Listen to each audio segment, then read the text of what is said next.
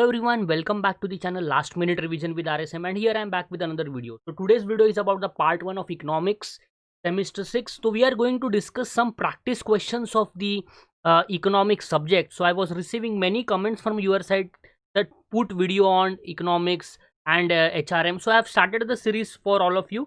तो इससे आपके काफ़ी सारे कंसेप्ट्स को रिवाइज हो जाएंगे, बिकॉज देखो एमसीक्यूज तो पेपर में अलग अलग एमसीक्यूज बनने वाले हैं, लेकिन जो एमसीक्यूज को सॉल्व करने की स्ट्रैटेजी है वो आपको पता चलेगी, एज वेल एज आपके बहुत सारे कंसेप्ट्स इसमें से रिवाइज करवाने वाला हो। तो जितने भी कंसेप्ट्स आपके रिवाइज होंगे उससे आपको काफ़ी इसका बेनिफिट मिल सकता है। आप अपने बेसिस पे जितनी प्रिपरेशंस कर रहे हो करते रहे, साइड बाय साइड ये एमसीक्यूज को भी देखें, इससे आपके काफ़ी सारे कंसेप्ट्स अभी क्लियर होंगे। तो आइए स्टार्ट करते हैं आज का session about the practice questions of the subject of economics for semester 6।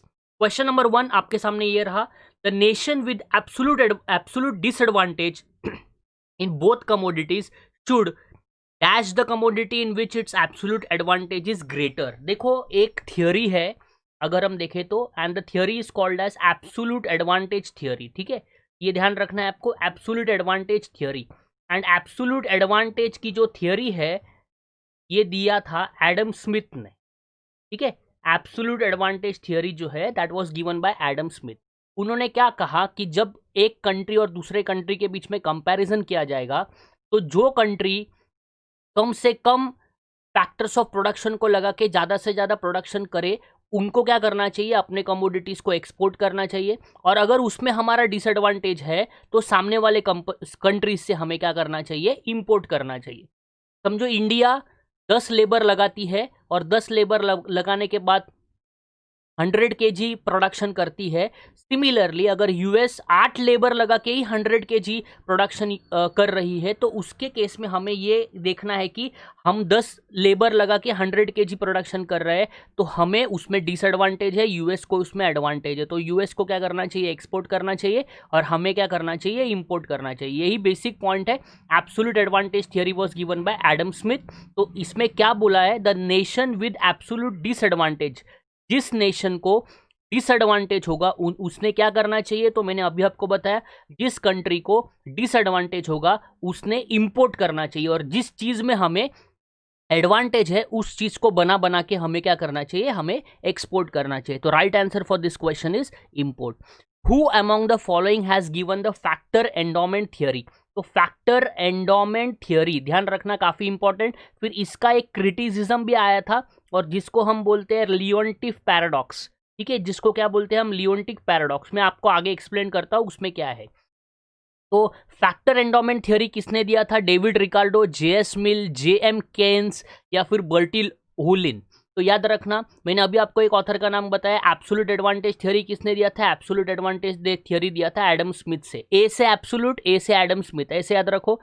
फिर कंपैरेटिव कॉस्ट थियोरी जो है, कंपैरेटिव कॉस्ट थियोरी वो किसने दिया था, डेविड रिकार्डो ने दिया था। तो इसका राइट आंसर क्या है, बेसिकली फैक्टर एंडोमेंट थियोरी में क्या होता है कि हम फैक्टर्स को कंपेयर करते हैं, हम ये देखते हैं कि हमें किस बेसिस पे एडवांटेज है।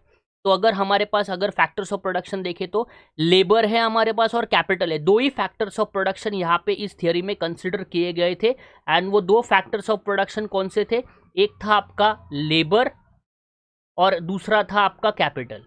ठीक है, तो ये थियोरी क्या कहना चाहता है कि अभी यूएस की बात करें अगर हम, तो यूएस कैपिटल इंटेंसिव टेक्नोलॉजीज के साथ काफ़ी आगे है। तो कैपिटल इंटेंसिव कमोडिटीज़ को यूएस ने बनाना चाहिए और वो एक्सपोर्ट करना चाहिए। और सिमिलरली अगर इंडिया की बात करें तो इंडिया में लेबर इंटेंसिव इकोनॉमी है, मतलब लेबर काफ़ी चीप बेसिस पे मिलेगा, सस्ता मिलेगा लेबर।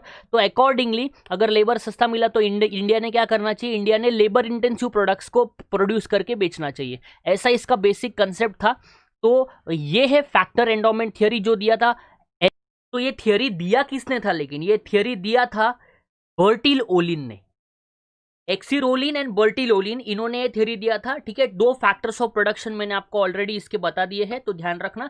इसका एक पैराडॉक्स आया था जिसने इस थियोरी को काफी क्रिटिसाइज किया था कि जैसा बोला गया इस थियोरी में वैसे था नहीं, तो दैट वाज लियोन्टिफ पैराडॉक्स, को आगे हम डिस्कस करेंगे। Next is offer curves were developed and introduced into international economics by J S Mill, Marshall, Edgeworth, both B and C.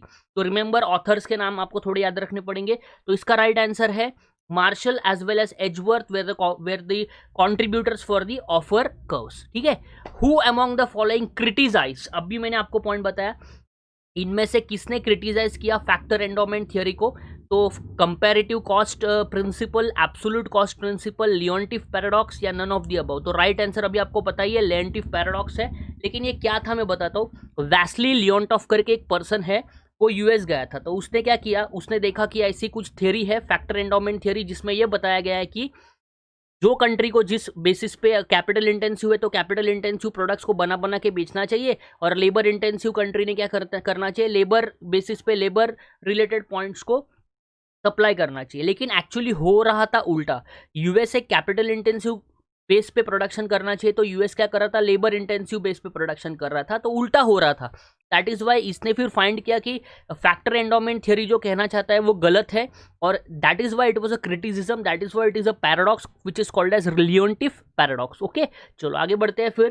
तो right answer for this question is Leontief paradox. The process of selling goods in foreign countries at less price and higher in the domestic market is called as subsidy, dumping, tariff या none of the above? तो आपको इसका right answer शायद पता होगा, इसका right answer है dumping. देखो डंपिंग में हम क्या करते हैं, हम हमारे डोमेस्टिक इंडस्ट्रीज है या डोमेस्टिक एरिया जो है या डोमेस्टिक कंट्री जो है, वहां पे हम ज़्यादा प्राइस रखते हैं, वहां पे हम क्या करते हैं, वहां पे हम हायर प्राइस रखते हैं, और फॉरेन कंट्रीज में जाके हम लो प्राइस में बेचते हैं, ठीक है। क्यों फॉरेन कंट्रीज में जाके लो प्राइस में क्यों बेचते हैं? ताकि वहां का सब कुछ अट्रैक्शन हम हमारी तरफ खींच सके, ठीक है। तो process of selling goods in foreign countries at less price and higher in the domestic market, ठीक है, it is called as what, it is called as dumping. तो it is the concept of dumping कि हम हमारे domestic country में या जो हम जहाँ पे प्रोडक्शन करने वाले हैं वहाँ पे हम ज़्यादा प्राइस में बेचेंगे और फॉरेन कंट्रीज में जाके कम प्राइस में बेचेंगे, कॉस्ट से भी कम प्राइस में बेच सकते हैं, तो उसको बोला जाता है डंपिंग, ताकि हम हमारे प्रोडक्ट्स का फॉरेन कंट्री में जाके सबका ध्यान हमारे तरफ अट्रैक्ट कर सके। Next point is question number 6, if BOP, that is balance of payment, is in disequilibrium, is corrected through government's action of lowering the value of domestic currency। अगर बैलेंस ऑफ पेमेंट जो होता है वो अगर हम उसको करेक्ट करना है गवर्नमेंट की तरफ से, तो गवर्नमेंट की तरफ से बहुत सारे मेजर्स लिए जाते हैं, डायरेक्ट मेजर्स और इनडायरेक्ट मेजर्स, बहुत सारे मेजर्स है उसमें, तो वो लिए जाते हैं। तो फॉरेन करेंसी के बेसिस में उसको क्या बोला जाता है, उसको बोला जाता है डेप्रिसिएशन, डिवैल्यूएशन, एक्सचेंज कंट्रोल या नन ऑफ द अबव। तो इसका राइट आंसर है डिवैल्यूएशन। मैं आपको कुछ एक कंसेप्ट बताता हूँ, ध्यान से अभी समझना। देखो कैसा है, अगर हम बैलेंस ऑफ पेमेंट की बात करें, बीओपी, तो बीओपी का सबसे पहला कंपोनेंट है आपका करंट अकाउंट, ठीक है। बीओपी का सबसे पहला कंपोनेंट कौन सा है, करंट अकाउंट। बीओपी का सेकंड नंबर का कंपोनेंट है capital account, okay. Balance of payment का सेकंड नंबर का कंपोनेंट कौन सा है, कैपिटल अकाउंट। और आपका थर्ड नंबर का कंपोनेंट है एरर्स एंड ओमिशंस, ठीक है। जो भी आपके एरर्स एंड ओमिशंस हो गए, जो भी आपकी गलतियां होगी, उसको ना स्टैटिस्टिकल डिस्क्रिपेंसी भी माना जाता है। This is also called as statistical discrepancy. Do remember this, very important. Current account की बात करें तो करंट अकाउंट में हम क्या रिकॉर्ड करते हैं, गुड्स को रिकॉर्ड करते हैं, जिसको हम विजिबल्स के नाम से जानते हैं, या इनविजिबल्स जिसको हम सर्विसेज के नाम से जानते हैं। सर्विसेज, फैक्टर पेमेंट्स, ये सारे इसमें रिकॉर्ड होते हैं। फिर गुड्स विजिबल्स की बात करें तो यहाँ पे क्या होता है, balance of export minus balance of import. अगर आप इसको करेंगे माइनस, तो आपको आएगा आंसर बैलेंस ऑफ ट्रेड का। फिर ये अगर देखें तो देखो इसका बैलेंस हमें मिलेगा, करंट अकाउंट का पूरा बैलेंस मिलेगा, that is balance of current account. फिर कैपिटल का पूरा बैलेंस मिलेगा, that is balance of capital account. फिर स्टैटिस्टिकल डिस्क्रिपेंसी का पूरा बैलेंस मिलेगा, that is statistical discrepancy account. फिर वो जो आएगा वो हमारा रहेगा ओवरऑल बीओपी। और ये जो ओवरऑल बीओपी है, ये तीन कंपोनेंट्स के बैलेंसेस को ऐड करके आता है। अब ये जो ओवरऑल बीओपी है, that can be in equilibrium और that can be in disequilibrium. Equilibrium और डिसइक्विलिब्रियम में फर्क क्या है, foreign inflows are equal to foreign outflows, लेकिन अगर फॉरेन इनफ्लोज और foreign outflows are not equal to each other, that is called as BOP disequilibrium. फिर उसमें सरप्लस और डेफिसिट का कंसेप्ट आता है, वही आपका पूरा बेस है। जब तक ये समझ में नहीं आएगा तब तक बैलेंस ऑफ पेमेंट के क्वेश्चन सॉल्व करना डिफिकल्ट हो जाएगा। अब हम क्वेश्चन में बढ़ते हैं। देखो, अगर बैलेंस ऑफ पेमेंट डिसइक्विलिब्रियम में है तो गवर्नमेंट जो एक्शन लेता है डोमेस्टिक करेंसी को रिड्यूस करने के लिए, उसे क्या बोला जाता है? उसे बोला जाता है डीवैल्यूएशन। आई होप कि आपका ये कंसेप्ट क्लियर हुआ रहेगा। Question number 7 is related with world trade organization WTO। Which of the following WTO agreement applies to investment measures relating to trade in goods and services? ठीक है, तो अभी ध्यान रखना, वर्ल्ड ट्रेड ऑर्गेनाइजेशन, तो WTO जो है दैट वो कभी फॉर्म हुआ? वो फॉर्म हुआ 1995 में। WTO के पहले चलता था GATT, general agreements of tariffs and trade, वो फॉर्म हुआ था 1948 में। ठीक है, फिर WTO ने क्या कर दिया? कैट बंद हो गया और WTO अभी एक्टिविटीज कर रहा है। WTO एक्चुअली बेसिकली करता क्या है? WTO encourages free flow of trade, मतलब जो भी कंट्रीज ने जानबूझ के बैरियर्स लगाए कि फॉरेन कंट्रीज से हमारे कंट्री में कोई भी प्रोडक्शन ना आ पाए, बैरियर्स लगा के रखे, वो बैरियर्स को धीरे धीरे रिमूव करने का काम करता है। बैरियर्स आप सभी को पता होगा, बैरियर्स का मतलब होता है restriction, and barriers are of two types, tariff barriers and non tariff barriers. तो आपको ध्यान रखना है, वर्ल्ड ट्रेड ऑर्गेनाइजेशन 1995 में फॉर्म हुआ, और बेसिकली इसमें क्या है? इसमें बेसिक पॉइंट ये है कि free flow of goods, free flow of production, मतलब हर कंट्री से दूसरे कंट्री में फ्री ट्रेड होना चाहिए।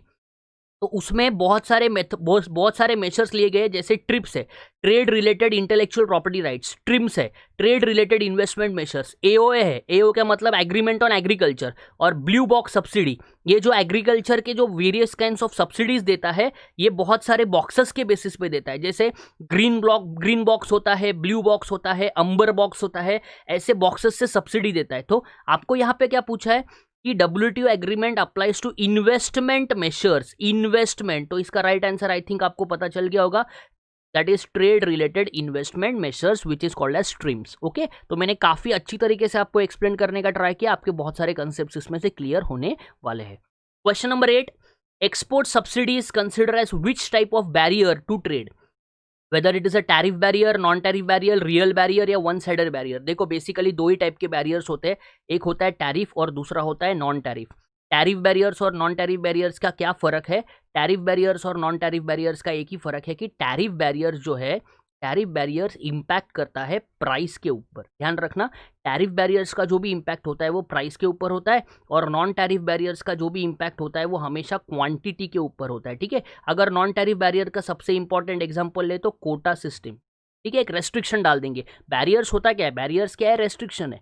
तो टैरिफ बैरियर्स और नॉन टैरिफ बैरियर्स का मैंने आपको फर्क तो बताया, इन दोनों में से एक आंसर होगा। तो export subsidy is consider as what? Export subsidy is consider as non tariff barriers. ठीक है, नॉन टैरिफ बैरियर्स के पॉइंट्स में एक्सपोर्ट सब्सिडी आएगा।